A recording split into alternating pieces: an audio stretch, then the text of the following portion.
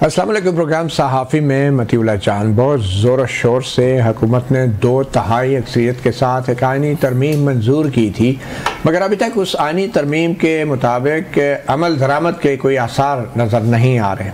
हाल ही में judicial commission के सियासी अरकान के लिए स्पीकर और चेयरमैन सेनेट ने सियासी जमातों से नामजदगियाँ तलब की हैं और लगता है कि जुडिशल कमीशन की तरतीब और तरकीब पूरी होने के बाद जल्द ही उसका इजलास बुलाया जाएगा, क्योंकि आइनी तरमीम 26वीं आइनी तरमीम पर जो अमल दरामद होना है वो जुडिशल कमीशन के पहले इजलास के बाद होना है और यही वो इजलास है जिसमें आइनी बेंचेस बनाए जाएंगे।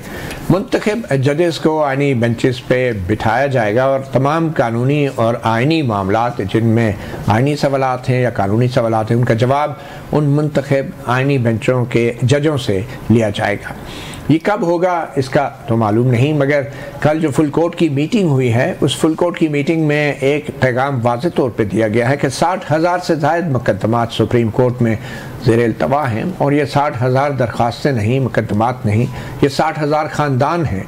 60,000 से ज़ायद लाखों में लोग हैं जो इंसाफ के मुंतज़िर हैं फ़ैसलों के, और इसलिए कल 16 जजों ने मुत्तफ़िक़ा तौर पे एक माह की एक बाकायदा हिकमत अमली की मंजूरी दी है, जिसमें 16 के 16 जजों ने मुख्तलिफ बेंचों में बैठ के इन 60,000 केसों के हवाले से मुकदमात को जल्द अज जल्द निपटाने का आगाज़ करना है।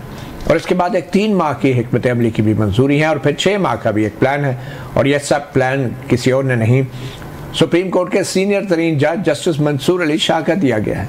और जस्टिस मंसूर अली शाह ने भी कल की 16 जजों की इस फुल कोर्ट के इजलास में शिरकत की।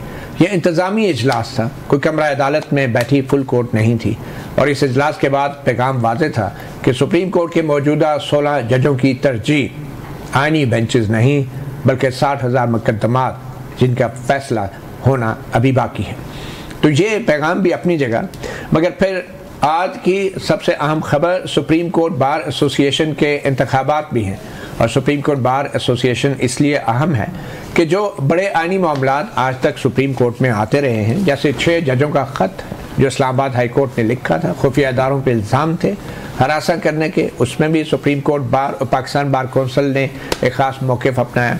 फिर उसके बाद जो मखसूस नशिस्तों का मामला है उसमें भी सुप्रीम कोर्ट बार और पाकिस्तान बार कौंसिल का एक ख़ास मौक़िफ़ सामने आया। और अब जबकि 26वीं आइनी तरमीम के ख़िलाफ़ आइनी दरख्वास्तें दायर की जा रही हैं, तो सुप्रीम कोर्ट बार और पाकिस्तान बार कौंसिल का मौक़िफ़ एक बार फिर अहमियत अख्तियार कर जाएगा।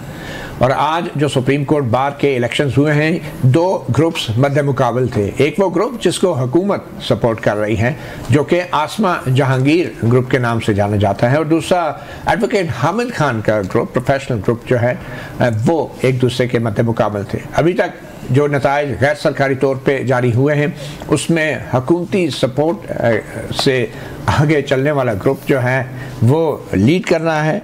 जो एडवोकेट रऊफ़ अता हैं वो लीड कर रहे हैं जो सुप्रीम कोर्ट बार के इलेक्शंस के अभी तक के आने वाले नताइज हैं, और एडवोकेट मुनीर काकड़ जो एडवोकेट हामिद खान ग्रुप से ताल्लुक़ रखते हैं वो दूसरे नंबर पर हैं। तो ये कितना अहम होगा कि सुप्रीम कोर्ट बार के इलेक्शन आने वाले वक्तों में किस तरीके से जो बैलेंस ऑफ पावर है वफाकी दारुल हुकूमत में उसको मुतासर कर सकते हैं। इन तमाम मामलात के ऊपर बात करने के लिए आज हमारे बहुत ही ख़ास 3 मेहमान हैं हमारे साथ मौजूद हैं इस्लामाबाद स्टूडियोज़ में। इंजीनियर कमरुल इस्लाम मुस्लिम लीग नून के रहनुमा हैं, उनके साथ तशरीफ़ रखते हैं हसनात मलिक सीनियर जर्नलिस्ट और कोर्ट रिपोर्टर हैं, और फिर PTI के रहनुमा तैमूर सलीम झगड़ा साहब। बहुत शुक्रिया आप तीनों मेहमानों का।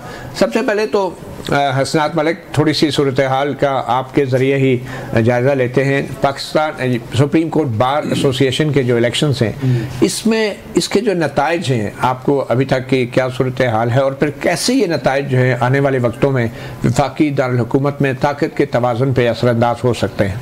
देखिए, हुकूमत को अगर देखा जाए तो आज एक रिलीफ भी मिला है कि सुप्रीम कोर्ट बार का इलेक्शन बिल्कुल 26वीं आइनी तरमीम के बाद आ गया, और 8 फरवरी के इलेक्शन के बाद ये बड़ा इलेक्शन था वकला की बॉडी में, और ये देखना था कि जी 26वीं आइनी तरमीम पे कोई रिएक्शन आएगा और जो माहौल है, क्योंकि जो एक ग्रुप है इंडिपेंडेंट ग्रुप जो आज जिसने विक्ट्री ली है ये हमेशा हुकूमत की पॉलिसीज़ को सपोर्ट करता रहा है और इसी तरह अगर आप देखें तो ये 26वीं आईनी तरमीम को भी इन्होंने सपोर्ट की।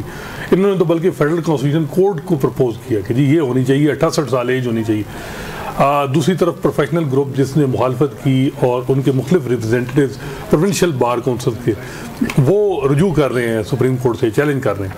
तो इन हालात में इंडिपेंडेंट ग्रुप के जो सदारती उम्मीदवार का जीतना वो ये है कि अब जजेस जो मेरा ख्याल है कि अगर उनके जहन में हो कि जी अब सुप्रीम कोर्ट बार और पाकिस्तान बार काउंसिल की तरफ से अगर वो पिटीशन आती तो वो तो पिटीशन नहीं आएंगी, वो हुकूमत को सपोर्ट करेंगी, 26वीं आईनी तरमीम को सपोर्ट करेंगी। वहाँ फारूक नाइक बैठे हैं और ये रऊफ अता साहब बेसिकली इनका तल्लक बलूचिस्तान से, लेकिन JUIF से इनका तल्लक है। कामरान मुर्तज़ा साहब के ये जूनियर हैं।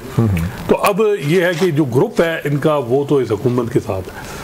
अब मौलाना फजल रहमान साहब की जो उनकी ग्रुप की पॉलिसी के साथ चलेंगे या सियासी जमात की पॉलिसी के साथ, क्योंकि मौलाना साहब की पॉलिसी 26वीं आईनी तरमीम में भी है, लेकिन वो जो हुकूमत की 27वीं तरमीम के हवाले से वो मेरे ख्याल नहीं होगी। फौजी अदालतों के हवाले से कि जी वो बनाई जाए, वो उसकी वो मुखालफत करेंगे।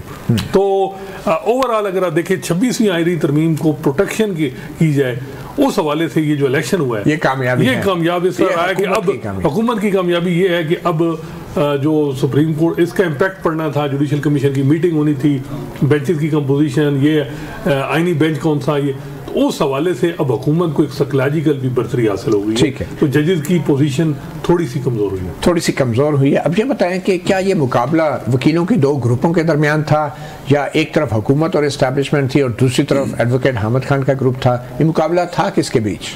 देखिए, मेन फैक्टर तो 26वीं आईनी तरमीम कि जी ये एक रेफरेंडम है कि क्या इसको सपोर्ट वकील करते हैं या नहीं। अच्छा, मजे की बात है जो सेक्रेटरी हैं सुप्रीम कोर्ट बार के वो दूसरे ग्रुप के जीत रहे हैं। वो Mahmood Akhtar Shah Siddiqui former supreme court जज उनके बेटे हैं। तो ये सेक्रेटरी दूसरे ग्रुप से हैं, प्रेसिडेंट ये हैं जीते हैं, लेकिन प्रेसिडेंट ज्यादा आपने देखा कि सुप्रीम कोर्ट लेकिन इसमें इशू क्या था? इशू देखिए, एक तो ये है कि किस बेस पे वकीलों ने वोट दिए। देखिए, जो इंडिपेंडेंट ग्रुप है ना वो हमेशा बिलीव करते हैं जी कि हम वेलफेयर वकला की, यहाँ वकला का हॉस्टल बनाया, वो तकरीबन 1 अरब के करीब उस पर खर्चा आया। इसके अलावा अगर आप देखें तो जो है ये जो वकला की हाउसिंग सोसाइटी बन रही है, DHA के साथ मुआहदा करके जो प्लाटों की डेवलपमेंट हो रही है वहाँ, अब जो काम शुरू हुआ डेवलपमेंट का, हर प्लाट की कीमत हर वकील की वो 10 लाख रुपए बढ़ गई है। और वकील वो जो रजिस्टर हैं वो 2000 हैं, 5000 गलबन टोटल है, उनमें से 2000 वो हैं। और इसके अलावा इनरोलमेंट कमेटी में इंडिपेंडेंट ग्रुप के 2 लोग होते हैं। तो हर लिहाज से उन्होंने एक यानी ग्रुप जो वकला पॉलिटिक्स में वो उनकी गिरफ्त है। दूसरा उनको जो एडवांटेज है कि जी सियासी जमातें, चाहे पीपल्स पार्टी की लीगल विंग हो, नून लीग का लीगल विंग हो, JUIF की हो, ANP की हो, ये सारे इंडिपेंडेंट ग्रुप को। और दूसरी तरफ सिर्फ PTI का जो लीगल विंग है वो प्रोफेशनल ग्रुप के साथ यानी वो हमेशा सपोर्ट करता है। और सपोर्ट इस दफ़ा देखा होगा कि खैबर पख्तूनख्वा जहाँ उनकी हुकूमत है PTI की, वहाँ भी वो अपना यानी कैंडिडेट जो है उनकी लीगल विंग नहीं जितवा सकती। ये आप अंदाजा, मतलब इस तरफ से हम मुखालफत कर रहे हैं कि हुकूमत को नहीं पढ़ना चाहिए, लेकिन खैबर पख्तूनख्वा हुकूमत से हम तवक्को कर रहे हैं कि उनको जितवाना। उनकी जो लीगल विंग देखें, इंसाफ लायज फोरम जो है वहाँ हमेशा वो काम करते हैं ना, सही है। वो उनका ये होता है कि वो चीज़ों को करना, लेकिन वो आप समझते हैं नाकामी है KPK गवर्नमेंट की, बल्कि इंसाफ लायज फोरम। देखिए, यहाँ मुझे अभी मेरे सीनियर गवर्नमेंट ऑफिशियल बता रहे थे कि बाकायदा शहादत अमान सेंटर और सेंटर फारूक नाइक साहब की ड्यूटी लगाई गई सदर साहब की तरफ से कि आप पहुंचे कराची। इस लेवल तक उन्होंने इन चीज़ों को देखा। नून लीग ने भी पंजाब में इसी तरह की ड्यूटी लगाई हो लोगों की जो उनके वकला एक्टिव हैं जो, लेकिन यहाँ मेरा ख्याल है PTI गवर्नमेंट जो है वो क्या लगाई थी? देखिए, वकला को कन्विंस करें, उनको क्या कन्विंस करता होता है? किसी को होता है जी कि आपको लॉ अफसर बना देंगे। आजकल तो ये भी कहा जा रहा है कि जी ये जो जज अपॉइंट करने हैं इसमें भी हमारा जो है हिस्सा बढ़ गया है, हमारी अक्सरियत है। तो यहाँ लाहौर हाई कोर्ट में कितनी वैकेंसी है जी? लाहौर हाई कोर्ट में 24 हैं और सुप्रीम कोर्ट, और ये गाजर की तरह पिछले कई साल से लटक रही है। इसमें है, अब देखिए ट्रिब्यूनल है, दूसरे लॉ अफसर तकरीबन 150 के करीब जो है वो लॉ अफसर पंजाब में। तैमूर जगड़ा साहब, आपकी वकला तारीख तो फिर मुश्किल ही है। चले, अब रिजल्ट तो आपके सामने, सुप्रीम कोर्ट बार के, तो हो सकता है जनरली वकला जो है 26वीं आईनी तरमीम के खिलाफ ना हो। ये रिजल्ट क्या बता रहे हैं आप? देखिए, मुझे ऑब्वियसली वकला की पॉलिटिक्स की लिमिटेड ही जो है वो समझ है या फॉलोइंग है।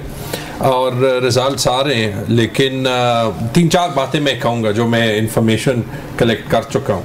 पहली चीज़, अगर मेरी अंडरस्टैंडिंग ये है कि प्रेसिडेंट की पोजीशन पे ये इंडिपेंडेंट ग्रुप जीत रहा है और सेक्रेटरी की पोजीशन पे जो है वो हामिद खान साहब का। इससे तो मैं ये मतलब लूँगा कि जो वोटिंग हुई है वो किसी आईनी तरमीम की बुनियाद पे नहीं हुई, लेकिन जो जजेस जो लॉयर्स के लिहाज से दोनों ग्रुप्स का मैनिफेस्टो होगा उसके लिहाज से हुई होगी, वरना दोनों वोट एक तरफ जो है वो पड़ने चाहिए थे या कैंडिडेट्स के लिहाज से हुई होगी।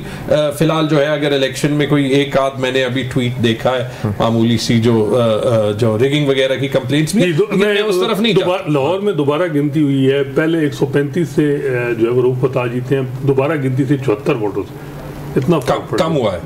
अच्छा दोबारा गिनती चले, बट रिगार्डलेस ये मैं जरूर कहूंगा कि एज अ लेमन मेरी ये एक्सपेक्टेशन होती कि जब इतना एक क्लियर डिवाइड था तो सिवाय वो वकील जो कि एफिलिएटेड है इंडिपेंडेंट ग्रुप से कि ये रिजल्ट वन साइडेड होना चाहिए था, इसमें कोई शक नहीं कि अगर वन साइडेड नहीं है तो फिर या तो कैंपेन में कोई फ्लॉ है या फिर जो है वो कैंडिडेट्स में कोई फ्लॉ है। हसनात साहब कह रहे हैं केपीके गवर्नमेंट की भी नाकामी देखिए वो आपने बड़ा अच्छा एक्सप्लेन किया है कि अगर हम इलेक्शंस को ये बना दें कि गवर्नमेंट कितना कैनवस कर सकती है, कितने पैसे दे सकती है, शायद वो केपी गवर्नमेंट नहीं कि वो उनको जो है वो लाहौर बार को 3 करोड़ रुपए दिए, ठीक है लाहौर बार को पेशावर ब्रांच को देने चाहिए थे, लेकिन वहां पे मेरे ख्याल में इवन रिजल्ट आया है। ये है 4 वोटों से जिन्हें वो जीते हैं।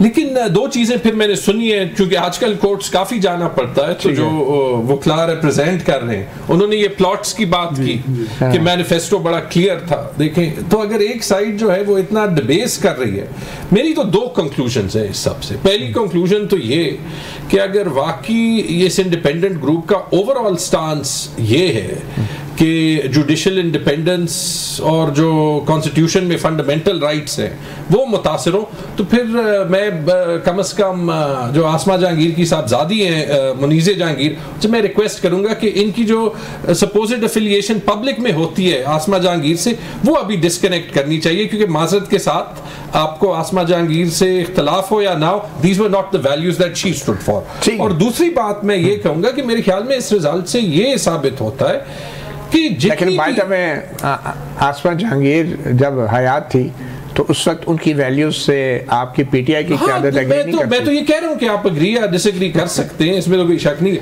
बट दूसरी चीज ये कि अगर इस वक्त हमने कॉन्स्टिट्यूशन के लिए जो है वो खड़े होना है, तो फिर सारी जो आवाजें हैं जो कि एक्चुअली चाहती हैं कि पाकिस्तान में रूल ऑफ लॉ, कॉन्स्टिट्यूशन और फंडामेंटल राइट्स हो, और उसमें शायद हम में से कुछ लोगों ने माजी में गलती भी की होंगी, we need to get on one page. देखिए कुछ गलतियां हमने की होंगी, कुछ लोगों ने आपने मिसजज किया। काजी फाइजीसा साहब से बहुत लोगों की उम्मीदें थी कि वो फेयर जज निकलेंगे, तारीख उनको शायद डोनट से ज्यादा जो है वो याद रखे। I think he was not a judge but misjudged. He was misjudged. Qamrul इस्लाम साहब कैसे देख रहे हैं हुकूमत की? तो बज़ाहिर ये बड़ी कामयाबी है कि 26वीं यानी तरमीम भी कर ली 2 तारीख से, सुप्रीम कोर्ट बार का इलेक्शन भी जीत लिया, तो अब कोई 27वीं 28वीं मजीद तरमीम भी की तरफ भी जा रहे हैं आप लोग। ये कितने अहम समझते हैं सुप्रीम कोर्ट बार के इस इलेक्शन को? देखें, ये बज़ाहिर कामयाबी नहीं है, ये एक हकीकी कामयाबी है 2 फील्ड में। एक असम्बली के अंदर जहाँ पर बड़ा शोर मचा रहा कि नहीं होगी, नहीं होने देंगे, लाशों से गुजर के होगी, डायलॉग, शोर शराबा, तशद्दुद, आंधी तूफ़ान, उसके बावजूद हो गई। और फिर ये जो था ये ज़्यादा डेलिकेट मामला था कि वो भी यानी जिस प्लेटफॉर्म से तहरीक उठनी थी 26वीं तरमीम के अगेंस्ट या हुकूमत के अगेंस्ट, और जिस पे बड़े बड़े दावे किए गए कि जी वो बुकला तहरीक शुरू होगी और फिर वो एक बहुत बड़े इनकलाब का पेश खैमा होगी और ये होगा, तो वो आज दफन होगी वो सारी उम्मीदें और वो सारी अगर if at all it is a win win ऊपर नीचे भी, मतलब चंद वोटों के फर्क से अगर सुप्रीम कोर्ट बार की क़यादत इधर से उधर हो जाए तो वो पूरे का पूरे असूल और वैल्यूज ही बदल जाते हैं। नहीं देखे ना, सिर्फ मैं ये कह रहा हूँ कि अगर विन विन भी होती, यानी उस तूफान में, उन तवक्कुआत में आज इस वक्त दारुल हुकूमत में और मुल्क में जहाँ जहाँ बात हो रही है वो यही हो रही है कि जी ये एक सेटबैक था किसके लिए? तहरीक इंसाफ के लिए, 26वीं आइनी तरमीम के मुखालफिन के लिए, 27वीं की अफवाहें फैलाने वालों के लिए,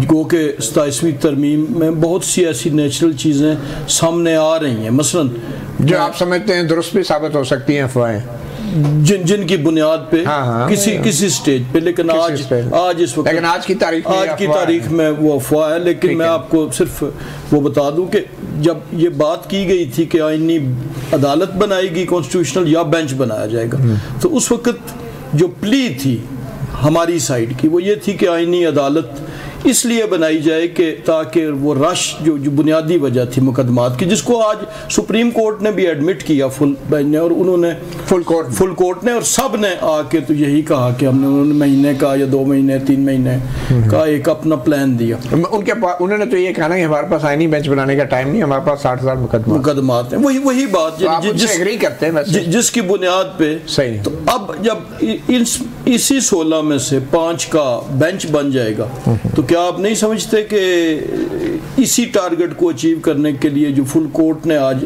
तयन किया, तो हमें मजीद जजों की जरूरत पड़ेगी, और उसके लिए किसी तरमीम की तो जरूरत पड़ेगी ना आखिर। नहीं, उसके लिए तो सिंपल लेजिस्लेशन से भी, मेजॉरिटी से भी तादाद मुकर्रर की जा सकती है सुप्रीम कोर्ट। और दूसरा जो वो एक सीनियरिटी वाला इशू है, वो भी एक, अब मैं आगे पीछे लेकिन माइंड से सुन रहा हूं, आपकी हुकूमत ने बड़ी senior next to chief justice या सीनियर मोस्ट ऑफ दी, वो तो आपने कर दिया ना इनमें, तो बार-बार क्यों तरमीम कर रहे हैं? कोई पसंद हम नहीं कर रहे, हमने यही कहा कि अभी एक दफा कर दिया आपने, पहले पैनल कर दिया, तो उसका आज देखें नतीजा भी निकला। आपने मौलाना फजल रहमान को बड़ा फॉर ग्रांटेड ले लिया कि जब आप चाहेंगे उनको पकड़ के तरमीम करवा लेंगे। कभी ऐसा नहीं कहा गया जी, ना उस वक्त कहा गया। अभी एक तरमीम है, आप एक 27वें भी करवाने जा रहे हैं। तो जो तरमीम का लफ्ज इस्तेमाल करता है अपने मुंह से, वो तरमीम का लफ्ज निकालने से पहले जेयूआई का लफ्ज निकालता है, तो उस सबक के बाद। चलें जी, एक छोटी सी ब्रेक लेते हैं। ब्रेक के बाद हम बात करेंगे कि पीटीआई और इस्टेब्लिशमेंट के दरमियान राब्तों के हवाले से कुछ खदशात जन्म ले रहे हैं हुकूमत में, और ये खदशात भी एक ऐसे वक्त में सामने आ रहे हैं कि जब 5 नवंबर को अमेरिका में सदारती इंतखाबात होने जा रहे हैं। तो क्या हुकूमत अपने लिए मज़ीद ऑप्शंस क्रिएट कर रही है या फिर इस्टेब्लिशमेंट अपने लिए ऑप्शंस तय कर चुकी है? एक छोटी सी ब्रेक के बाद।